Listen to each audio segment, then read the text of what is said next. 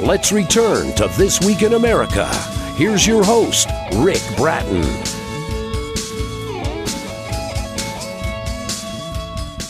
Welcome back, everybody, coast to coast. This Week in America. The Torch Bearers Exorcism by Luisa Varela is being called an intelligent work of modern fiction, a cautionary tale about getting too swept up into what looks like love. The Torch Bearers Exorcism is a pre-Me Too story about painful love at the close of the 1980s. Betrayal, overcoming it, about healing and growing into independence. Luisa is a Spanish citizen, born of a Danish mother in Chicago. She's lived 19 years in Spain, 18 here in the U.S., 10 years in the U.K., and 2.5 in the Netherlands. Her qualifications include a BA in English Literature, a law degree, an MBA, a slew of other smaller certifications, which she says seem to make her truly unemployable. That conundrum inspired her first published tome, Spanish Angst, a high-concept comedy about the difficulties of making it in the working world. A writer from childhood who, with some performances in the past, Luisa maintains a blog. Recordings and other excerpts of her banter can be seen on her website, including video performance of storytelling and a short script about getting dumped. That short script was the departure point for this second work about the pain of love, how one woman dealt with it or didn't until it was time to bury the torch. Luisa Varela, author of The Torch Bearers Exorcism, joins us from the Netherlands via Skype on This Week in America. Luisa, welcome to the program. It's great to have you with us. Hello, thank you very much. What a great background, and you are employable as a writer. You've done an excellent job with the two books that you've written, including the one we're talking about primarily today, The Torch Bearers Exorcism.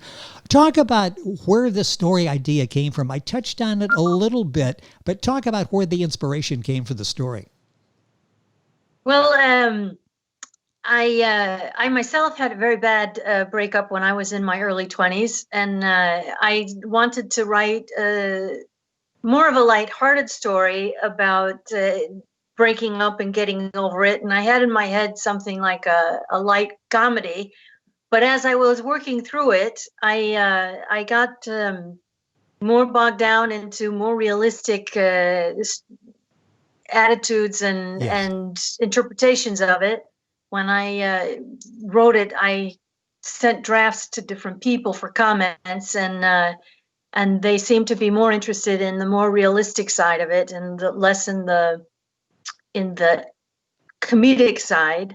But I think actually the work has ended up being somewhere in the middle there. I do think it is an entertaining story. Most people tell me that it's a lot of fun to read and you read it very quickly. But I also think it's a pretty realistic take on things that can happen to normal people when they're going through bad relationships. Well, yes, and I think that realism that comes across in the book, because you do have the light moments that you write about. You do have the serious moments, and that's the way life is. It's not all laughs. It's not all hardships, and you have a real life that you capture in the book. The book is The Torch Bearers Exorcism by Luisa Varela. I'll give you all the information on her website and that as we go through the program. Briefly, what is the story about, without giving away too much, but sort of encapsulate the story for us? Sure. So it starts out on the first day at the dorms of a girl's first day at university. And on that first day, she meets somebody that she falls head over heels in love with. So the story follows her relationship with this person and also her friends and other people that she knows from college. And it follows the relationship through college and then catches up with them years later. And it's centered around the relationship between Cherie and David. And that is a different time, set back at the end of the 1980s, close of the 1980s. The book is The Torch Bearers Exorcism. Luisa Varela, our guest on the program. You've got a broad social media base. You're on all of the social media outlets out there. You've got a number of readers. You've got the website, the blog that I talk about. What kind of feedback are you getting from readers so far for the book? Well, the first feedback I got was men should read this book to understand what women feel. Exactly. Yes. But not wanting to be too prescriptive, I I have gotten a lot of other good feedback about the fact that it's entertaining and it's fun and the stories are engaging, but also I've had some people say it reflected very well how they felt at different times when they were in their early 20s, and they felt identified with the character and the way she questions what's going on and the way she questions how the other person feels, and whether what she feels is all one-sided. And I think it's a pretty common thing for people to go through when they have very strong emotions for other Yes. people, to question whether it's all one-sided or not. I mentioned it occurs in the late 1980s. Why did you set it back in that time period? Because the times were a little bit different back then. Yeah, indeed. I think nowadays the younger generation is maybe a little bit more evolved. They are probably less likely to fall into so many of the traps that people my age used to fall into. I'm sort of referring to the fact that I was born in 1970, and I grew up in a household where the girls did all the housework and the men sat down, and while everything else was taken care of and catered around them. And I don't think that's so common anymore. And I think also if you look at television shows and the kinds of things that we consumed as children in the 70s, the ideas of roles and what's appropriate and the sort of humor around roles has changed a lot since then.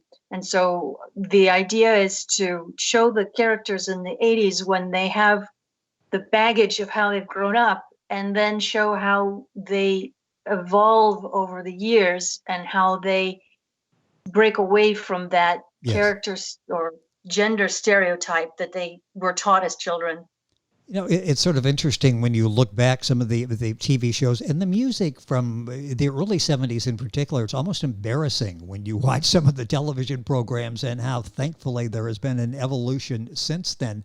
The book is The Torch Bearers Exorcism, Linda Luisa Varela. Varela is V as in Victor, Arela. Book available, of course, wherever books are sold. You'll find at Luisa's website, which is torchbearersexorcism.com. We'll have that on our website, and you can link on directly and get information there on Luisa and the book and other activities that she has. Everybody is probably wondering, okay, Luisa, is this you in the book? Are there real-life characters in the book? Is this ripped from your social life back in the 1980s? Are any of these characters real? So they are sort of they're sort of conglomerations of different people. Yes. So the things that happen are not specific to individual people that I know, but they are for the most part, like 99%, genuine anecdotes or genuine stories from people that I know or have had different kinds of relationships with over the years. But I've compressed it down into a handful of characters because I think it makes it quite interesting and much more dramatic that way. But for instance, there's an episode with a scavenger hunt in the middle of the book. And when I was 19, I was indeed on a scavenger hunt like that in Copenhagen. And it was crazy. And it was indeed. You'll have to read the book to find out the definition of crazy in Luisa's book, The Torch Bearers Exorcism. So some of the anecdotes then, like the characters, there's some semblance of truth in some of these and some artistic liberties as well. Yeah, there is some artistic liberty insofar as the way the timeline is compressed, and obviously some of the characters, you want them to have a certain personality in order to be able to carry the storyline along and drive it in the direction that it needs to go. But there are also a lot of true as they were incidents in the book. So I think that you'll find reading it that it is quite realistic. What inspired the characters in the band? So when I was in my early 20s, I did sing with a band in Madrid, and the characters in the band are pretty close to the people that I used to sing with in that group. We never got paid. We were always put on at like 2:30 or 3 in the morning, and we tried really hard, but we're not very successful. Any of the songs any of the songs been recorded? Not professionally, no. Okay. So there's not going to be an album coming out here shortly as a companion piece with the book. We're not going to have an album with that. No, not at all. Talk about the photos. What are some of the photos of?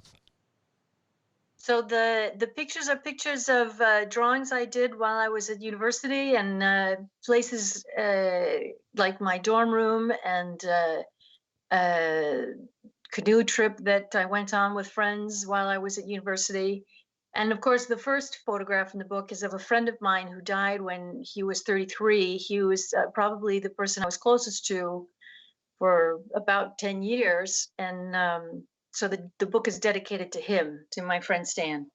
And not that the book is anything about anything to do with Stan. It's not, but it's dedicated to him because it's something that he was always driving me to write. The book is The Torch Bearers Exorcism by Linda Luisa Varela. Her website is torchbearersexorcism.com. The book available wherever books are sold. And, of course, you go to our website, thisweekinamerica.us. We'll link you directly to Luisa's website.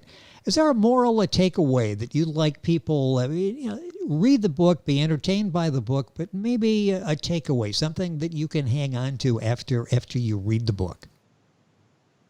Well, I think for me, the big takeaway is that you don't need to be in a relationship to be a happy person. And there are quite a lot of people in the world that are having normal, happy lives, living by themselves or with pets or being single parents, or it goes back to this idea that I was taught when I was younger, that you really need to build your life around someone else. And I think that is not necessarily true anymore, that you can find plenty of fulfillment in your life with friends, clearly, but not necessarily having to be in a paired relationship. When you sat down to write the book, did you learn something about yourself as you're looking back and you're creating the fictional characters in the book with some sense of realism? What was that like, going back and looking at that time? And then did that help your growth, your evolution? Yeah, actually it did, because I realized as I was writing the story, there were a lot of things that I had either forgotten about or buried, and by writing the book, I had to work through them. And like I said at the beginning, there was a very bad breakup of my own when I was about 24 that I write about at the very end of the book, and it certainly marked quite a lot of my life, and it was, I think, maybe the final chapter, writing this book to close that. And so it was good therapy as well. The book is The Torch Bearers Exorcism by Linda Luisa Varela. Also on the website, you deal with a number of issues there. You talk about what is consent. You talk about how times have changed on a university campus. Talk about that, because you're using your platform to get all of us to do a little reflection. Absolutely. So, for instance, on the Facebook page for the book, I'm regularly posting and discussing articles about women's rights in different places around the world. But for me, consent is a very important thing, because they're hopefully not so much anymore, but I do think it is still an issue based on the case in California a couple of years ago with the girl that was raped by a swimmer. I think it is still often a problem on college campuses, this understanding of what consent is, and the idea that if a girl does something, it's because she wants it, or if she's not actively punching you in the face, it doesn't mean no. And there have also been many problems in Spain with that in the last year. I don't know if you've heard in the U.S. about the case of the manada, which is basically No. like a wolf pack, a gang rape of a girl in the running of the Bulls Festival. And there's been a lot of discussion in the last couple of years about what is consent and what is rape. And I think it's a very important topic to be discussed openly, because you can certainly destroy a person through rape, and you can certainly make everyone's life a lot happier just by being sure that you do have consent. Well, and you do that so well on the website, and obviously in the other social media platforms as well. I mentioned Spanish Angst. That was the first book that you'd written. That's still available, and information, of course, you'll find as you're looking for Luisa's books. Talk about that briefly. That was the first book. What was that like? You were a very talented writer and really capture the topic that you're writing about it. And I mentioned the background, and that went into Spanish Angst. What was that experience like? And that book is still resonating out there.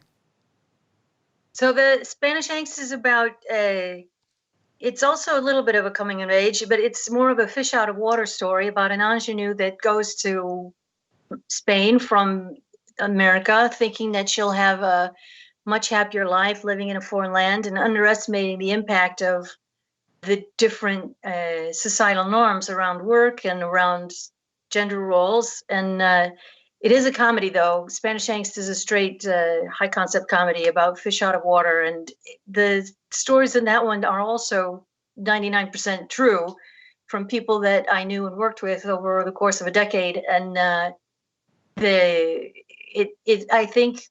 I think for me, the most interesting feedback about that one is that people often have trouble believing that it's true. If you haven't been in that culture, you sometimes don't understand how things can be outside of your culture. And but it's mostly just a good, funny story. And that's still available. And the Torch Bearers Exorcism, of course, is there. That's the new book by Luisa Varela, our guest on the program. A couple minutes left. What are you working on now? You've got such a great talent for writing. I hope there's something that you've got ready for us next. So I've been working on the blog periodically, and I'm still juggling a couple of different ideas. I'm thinking about doing a science fiction, but it's not really clear for me yet. And the other possible story is another romantic comedy, but around a ghost. Now you have my attention. How is that coming? Yeah. Have you started working on that, or is that still formulating in your mind? It's still in the formulation stage. I've got the skeleton of the story, but I still haven't started to write it. Yeah. Well, we'll keep watching, and you can watch the website for information on what Luisa is working on next. It's the Torch Bearers Exorcism. .com. That's where you'll find the name of the book, and that's the website as well. Luisa, it's been a pleasure having you on the program. Congratulations on the success of the two books. How can they follow you on Facebook and some of the other social media platforms? Because it's very enlightening, very entertaining as well. So the Facebook page is Torch Bearers Exorcism. And if you type that in, all run together, you'll find the Facebook page for the book. But it's also linked from the website, the torchbearersexorcism.com. And my Twitter is LLVT@home. And we'll have all of that up on our website, thisweekinamerica.us. It's been a pleasure having you on the program. I really appreciate this. The book, The Torch Bearers Exorcism by Luisa Varela, Varela. Our website, torchbearersexorcism.com. A very entertaining book, a thought-provoking book as well. Luisa, thank you so much for being with us on the program. Thank you so much. I really appreciate it. Thank you. It has been fun. Luisa Varela, author of The Torch Bearers Exorcism, our guest. Information, of course, on our website, thisweekinamerica.us. Back on today's program after these messages. This Week in America is online. You can visit our website, thisweekinamerica.us. Scott Pinkerton, Associate Producer of This Week in America. Jay Anderson, Segment Producer. Ben Watson, Webmaster. Otto Bechet, Director of Engineering and TV Production. This Week in America produced and is a trademark of Blue Funk Broadcasting, LLC. For information on all of our guests and to listen to this week's show, our website again at thisweekinamerica.us. And I'm Sean Bratton, executive producer of This Week in America.